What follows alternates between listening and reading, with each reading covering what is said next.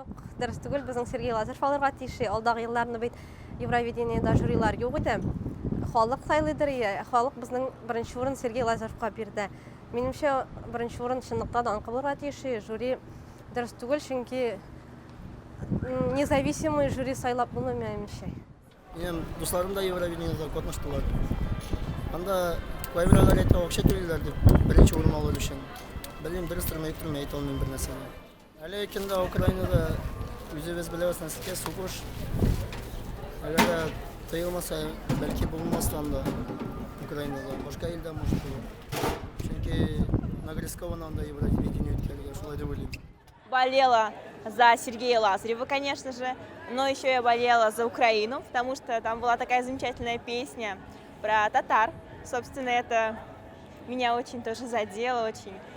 Песня у нее действительно все-таки неплохая, но мне кажется, что как раз благодаря вот словам в этой песне о том, что там война и все плохо, она вызвала жалость и сочувствие у других зрителей и голосующих, чем, я думаю, и привлекла к себе такое, наверное, внимание.